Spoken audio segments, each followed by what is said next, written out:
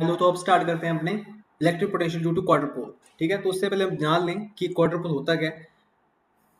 देखिए, जैसे कि मैंने यहाँ पर डेफिनेशन लिख रखी है, डायपोल आपके पास कब ऑब्टेन होता है, जब आपके पास एक सिंगल चार्ज आप प्लेस करते हैं to a small distance from a equal and opposite charge. मतलब सिंगल चार्ज आपके पास कोई भी आपने पॉजिटिव ले लिया, इसको प्लेस किया by a small distance from an equal and opposite charge. ठीक है, ये चीज। ठीक है, नेक्स्ट हमारे पास क्वार्टर पोल। क्वार्टर पोल कैसे ऑब्टेन होता है? Quarter pole is obtain by placing two dipoles. अब तो टू डायपोल्स ले लेता हूं मैं, आपके पास ये डायपोल ले लिया, मुझे डायपोल समझ में आ गया डायपोल कैसा होता है। Two dipoles close together such that their dipole movement are equal in magnitude but opposite in direction. तो अपोजिट इन डायरेक्शन कैसे होगा? जैसे इसका आपके पास डायपोल मूवमेंट किस तरफ है, इस तरफ है, और मेरे को जो दूसरा डायपोल मोमेंट लूंगा वो आपके पास मैं ऐसे प्लेस कर दूंगा, plus Q, equal and opposite but opposite in direction, ऐसे हो जाएगा। तो इसको अपने ऐसे दिखा देते हैं, -2q और ये प्लस क्यू, ये क्वाड्रपोल है। ऐसे ही बना सकते हैं, ऐसे कोई ऐसी बात नहीं है। -q बीच में और आपके पास 2q इधर और ये इधर -q इधर। तो यहाँ से आपके पास -q से +q की तरफ होता है, -q से +q की तरफ होता है, ऐसे इक्वल एंड अपोजिट हो गया ना। अच्छा ठीक है, ये तो लीनियर फैशन में बनाया था मैंने, ये लीनियर फैशन में था। अब आपके पास ये आप 2D में देख लीजिए, 2D में कैसे बनेगा, -q और +q, -q और +q बट अपोजिट डायरेक्शन। ठीक है, तो -q और +q ऐसे ही बन सकता है। ठीक है, तो ये क्वार्टर पोल क्रिएट कर दिया है मैंने। ठीक है, ओके। डायपोल मूवमेंट इनका सेम होना चाहिए, such that the dipole movement are equal, लिखा हुआ डायपोल मूवमेंट इनका इक्वल होना चाहिए। मतलब कि जो आप ये ले रहे हो, ठीक है, मतलब कि वो जितने डिस्टेंस पर है वही आपके पास ये इतनी डिस्टेंस पर होना चाहिए, दोनों चार्ज। ठीक है, तो डायपोल मूवमेंट इनका इक्वल होना चाहिए, equal in magnitude but opposite in direction. ठीक है, ओके। अब आगे चलते हैं, हमने electric potential due to dipole find out करते हैं। स्टार्ट करते हैं इलेक्ट्रिक पोटेंशियल ड्यू टू आपके पास क्वार्टर पोल। तो मैं अपना क्वार्टर पोल बना लेता हूँ पहले, ये +q और ये -2q और ये +q। मुझे किसी आर्बिट्री पॉइंट P पर फाइंड करना है आपके पास क्वार्टर पोल। ठीक है, तो ये डिस्टेंस, ये यहाँ से ये डिस्टेंस, ठीक है, ये हो गया आपके पास। ठीक है, तो ये दूरी कितनी होगी आपके पास, ये अपने L ले लेते हैं, ये L ले लेते हैं। ठीक है, ये अपने R ले लेते हैं। ठीक है, इसको अपने ट्रायंगल को नाम देते हैं LMNP। ठीक है, ओके। तो ये टोटल आपके पास कितनी होगी, ये टोटल आपके पास 2L हो गई है। ठीक है, तो हमें क्वार्टर पोल मूवमेंट मतलब कि पोटेंशियल फाइंड करना है due to quarter pole at point P। ठीक है, तो पोटेंशियल आप कैसे डिफाइन करते हैं, के क्यू। ठीक है, तो के तो इधर आ गया, क्यू अंदर जाएगा, क्यू बाय आपके पास पहला ये +q वाला, +q बाय LP। ठीक है, फिर दूसरा आपके पास -2q वाला, -2q बाय MP। फिर आपके पास लास्ट वाला +q बाय NP। ठीक है, बस बात सारी इतनी ही है कि मुझे 1/LP 1/MP 1/NP की वैल्यू निकालनी है। ठीक है, देखिए यहाँ पर वापस से मैं क्या लगाऊंगा, मेरे कोसाइन लॉ लगाऊंगा। ठीक है, तो मैं 1/NP की वैल्यू क्या लिख सकता हूँ, ठीक है, 1/NP मुझे ये निकालना है। तो मतलब कि कौन कौन से लेता हूँ मैं, ये वाले और ये वाले लेता हूँ। ठीक है, मैं डायरेक्ट लगा लूंगा इसको। ठीक है, तो यहाँ पर आपके पास आ जाएगा R² प्लस L² और इनके बीच में एंगल कितना है आपके पास, -2RL cos थीटा, ये इसकी पावर हाफ। ओके, तो यहाँ से अब देखिए, इसको थोड़ा सा इजी भी करना होता है। ठीक है, ऐसे तो पुट कर नहीं सकते 1/NP की वैल्यू यहाँ पे। ठीक है, तो इसको थोड़ा सा इजी कर लेते हैं। अपने नीचे की जो डिनोमिनेटर टर्म है उसके अंदर से मैं R कॉमन ले लूँ। ठीक है, तो मैं कैसे ऐसे लिख सकता हूँ क्या, 1 + L²/R² हो जाएगा और फिर -2L/R cos थीटा। अभी वैसे तो नीचे बनना था तो मैं उसे ऊपर ले गया, एक स्टेप मैंने मिस कर दिया इसके अंदर। ठीक है, अब मैं इसके अंदर बाइनोमियल थ्योरम लगा दूंगा। मैं क्या कहूंगा कि आपके पास बाइनोमियल थ्योरम 1 + x की पावर आपके पास -हाफ, इसका एक्सपेंशन खोलूंगा और कह दूंगा कि आपके पास क्या है, जो r है वो बहुत बहुत ज्यादा बड़ा है, उसके लिए मैं बाइनोमियल थ्योरम खोल रहा हूँ। ठीक है, तो बाइनोमियल थ्योरम आपको ध्यान होगी, मुझे पता नहीं याद आपको, कोई बात नहीं। ठीक है, तो 1 + x की पावर n आपके पास क्या होएगा, 1 प्लस जो बाइनोमियल थ्योरम खुलती है 1 + nx + nn-1/2 फैक्टोरियल x²। ठीक है, n(n-1) n-2/3 फैक्टोरियल और ये x³ एंड सो ऑन। ठीक है, ऐसे चलता रहेगा। तो ऐसे मैं 1 + x की पावर -हाफ खोल रहा हूँ और मैंने यहाँ पर आपको बता दिया कि x मैं इसको ले रहा हूँ। ठीक है, तो 1 + x की पावर -हाफ बन गया ना आपके पास ये। तो ये मुझे खोलना है, तो आपके पास कितना आएगा ये, हाँ जी, तो इसकी आपके पास आ जाएगा 1 - x/2 आ जाएगा। ठीक है, फिर नेक्स्ट टर्म आपके पास आ जाएगी प्लस, देखिए यहाँ पर -हाफ, फिर -हाफ -1, तो आपके पास कितना आ जाएगा, -3/2, तो 3/8 आ गई है। ठीक है, नीचे भी 2 है ना आपके पास ये, तो 3/8 x²। ठीक है, और मैं इसके अंदर हायर टर्म्स आपके पास ये, ठीक है ऐसे। ठीक है, ओके, तो इसको सब्स्टिट्यूट कर दें आप, अपने x की वैल्यू सब्स्टिट्यूट कर दें यहाँ पर, आइए।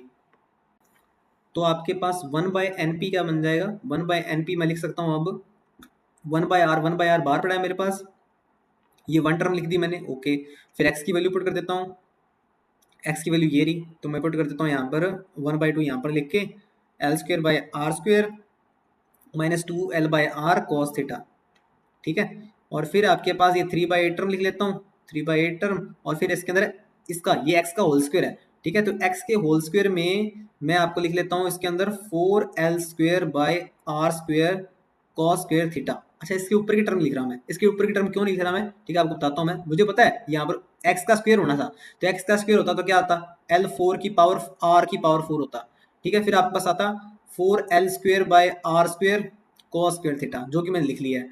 और आपके पास क्या आता है इसके अंदर minus 2L³ r³ cos theta, ये आता।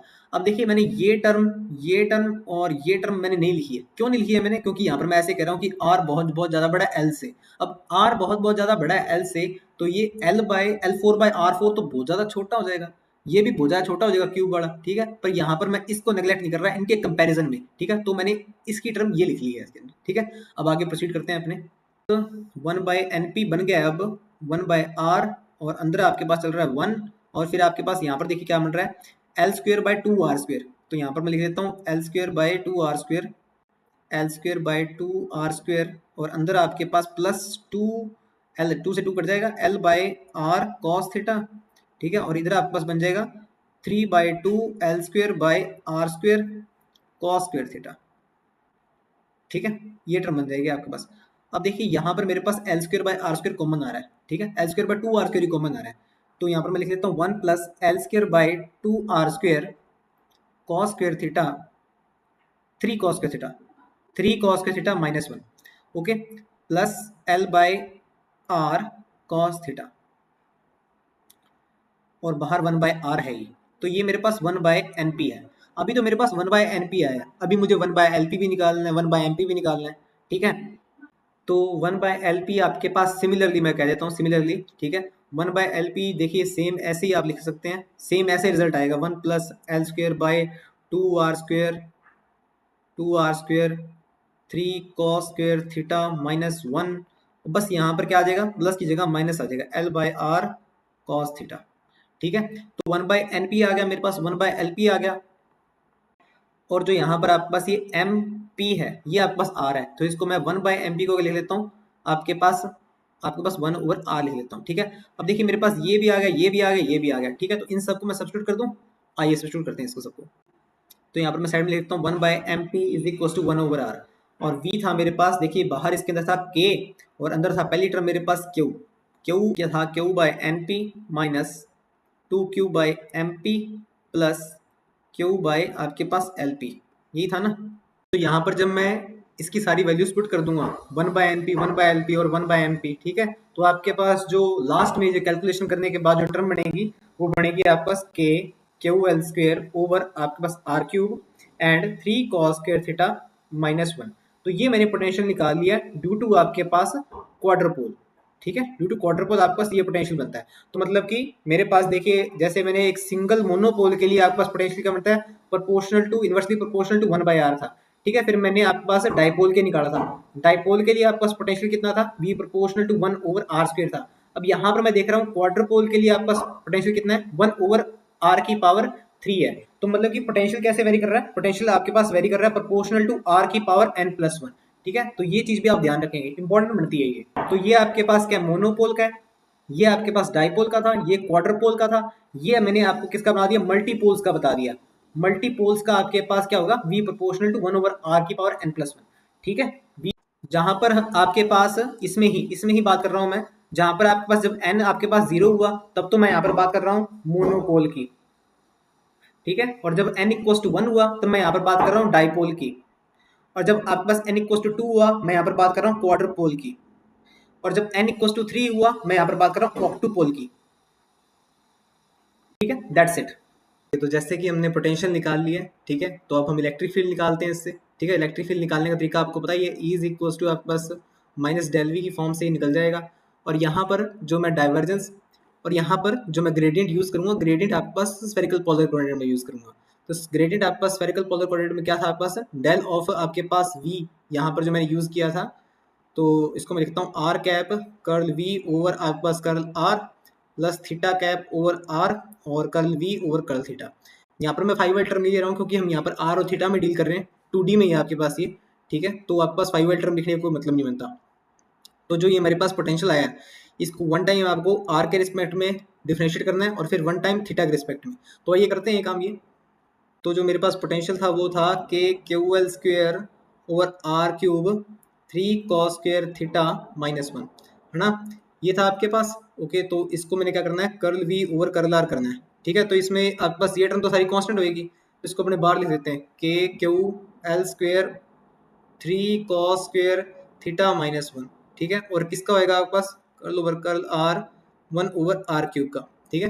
तो बस ये सॉल्व कर लीजिए आप, कितना आ जाएगा आपके पास, ये आपके पास आ जाएगा ये -3r⁴।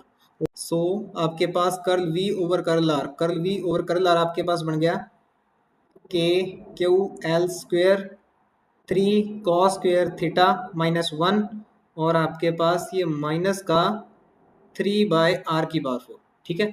अब curl v over curl theta भी निकाल लेते हैं, ठीक है। तो मतलब कि इस बार किससे होएगा, 3 कॉस के थीटा से होएगा। बाकी जो कांस्टेंट टर्म है वो बाहर है आपके पास, के Q L square R cube, ठीक है। कर्ल ओवर कर्ल थीटा और यहाँ पर आपका पास अंदर है 3 कॉस के थीटा -1, ठीक है। बाहर K Q L square over R cube और ये कितना आ जाएगा आपके पास, ये 3 कॉस के थीटा का आपके पास हो जाएगा ये 2 कॉस थीटा और फिर कॉस थीटा का आपके पास माइनस साइन थीटा, तो ये माइनस इधर आ गया और इसका 0 हो जाएगा। ओके, तो ये आपके पास बन गया -3 K Q L square R cube और इसको 6 ही कर लो फिर, तो 6 कॉस थीटा साइन थीटा। अरे इसको कॉस थीटा साइन थीटा को साइन 2 थीटा लिख लेते हैं ना, तो इसको अपने ऐसे कर लेते हैं, -3 K Q L square over R cube sine 2 theta, ठीक है। तो मेरे पास ये टर्म भी आ गई है और मेरे पास ये टर्म भी आ गई है, ठीक है। तो इसका सब्स्टिट्यूट कर रहा हूँ मैं यहाँ पर, और ये मत भूलिएगा कि यहाँ पर माइनस भी है बाद, ठीक है। तो ई की वैल्यू मैं सब्स्टिट्यूट कर रहा हूँ यहाँ पर। सो ई इज इक्वल्स टू आपके पास माइनस का, तो माइनस माइनस प्लस हो जाएगा, लिखने की जरूरत नहीं है ना। के क्यू एल स्क्वेयर, ये 3 बाहर है, आर की पावर 4 3 कॉस स्क्वेयर थीटा -1, ये आपके पास आर कैप।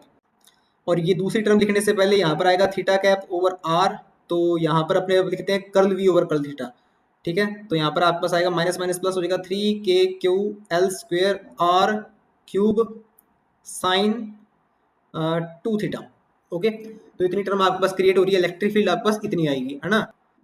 ओके, तो यहाँ पर मुझे एविडेंट हो रहा है कि जो इलेक्ट्रिक फील्ड है वो प्रोपोर्शनल है आर की पावर 4 के, ठीक है, फॉर अ क्वाड्रपोल, ठीक है। तो यहाँ पर मैं एनालॉजी बना लेता हूँ, जब आपके पास एक सिंगल मोनोपोल था उसके लिए इलेक्ट्रिक फील्ड थी ई प्रोपोर्शनल टू आर स्क्वायर।